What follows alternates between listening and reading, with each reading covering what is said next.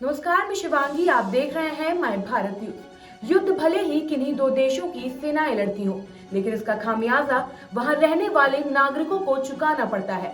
कुछ ऐसी ही तस्वीरें कल से यूक्रेन से आ रही हैं। यूक्रेन पर रूस लगातार बमबारी कर मिसाइलों से अटैक कर रहा है।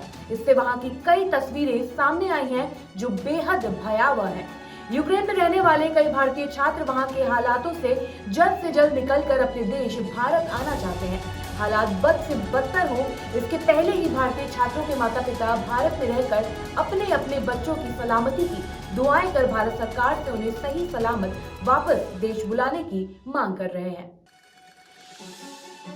यूपी के संबल के अलग अलग 10 गांवों में रहने वाले कई बच्चे इस समय यूक्रेन में फंसे हुए हैं, जो डॉक्टरी की पढ़ाई करने के लिए यूक्रेन गए थे, लेकिन युद्ध के हालात वहां बेहद खराब हो चुके हैं।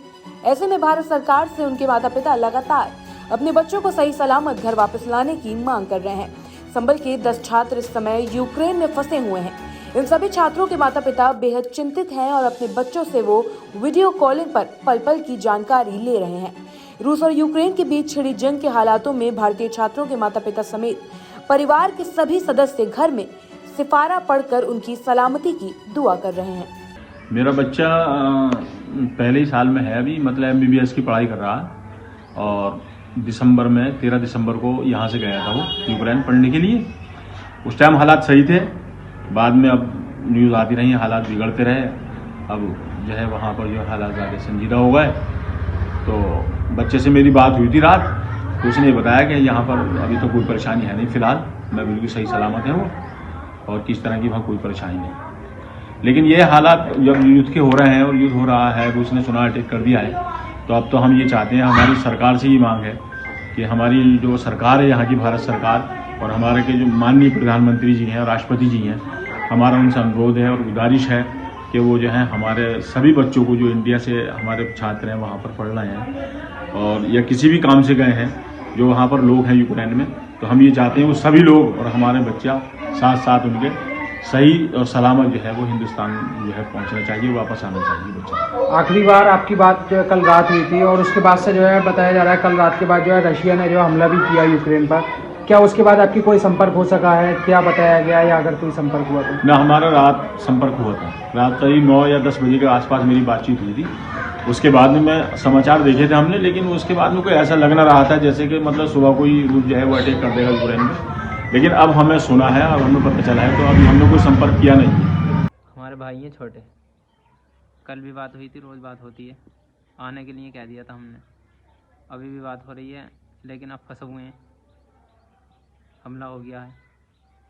क्या कह रहे थे, कैसे हालात है, क्या बताया उन्होंने? हालात वो तो कह रहे थे ठीक हैं, लेकिन हम तो ये मान रहे हैं हालात ख़राब है। आना चाहिए, हमारी दरख्वास्त है सरकार से, भारत सरकार से, बच्चों को लाना चाहिए।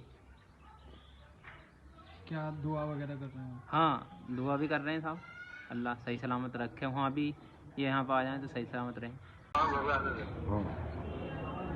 और सामान वान अच्छा, चलो ठीक। और ये कहाँ साधन कहाँ? अच्छा, और बदलू? हाँ, वासलाम। हाँ बेटा, घबरा मत सुनी। हाँ, घबरा मत। यूक्रेन में रूस के हमले के बाद वहां की आम जनता इसकी भारी कीमत चुका रही है। यूक्रेन में लगातार बेगुनाह लोग मारे जा रहे हैं, इसके कई वीडियो सामने आ रहे हैं। ऐसे में यूक्रेन विश्व के सभी ताकतवर देशों से रूस को उसके देश पर आक्रमण करने से मना करने की गुहार लगा रहा है। शक्तिशाली देश अमेरिका ने फिलहाल के लिए अपने कदम पीछे कर लिए हैं, तो वहीं भारत में यूक्रेन के राजदूत ने पीएम मोदी से ये कहते हुए मांग की है कि भारत के रूस से अच्छे संबंध हैं, तो उनकी कुछ मदद की जाए।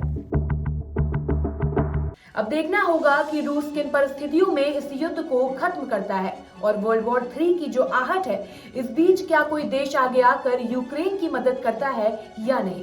फिलहाल के लिए इतना ही। बने रहिए हमारे साथ और देखते रहिए माय भारत न्यूज।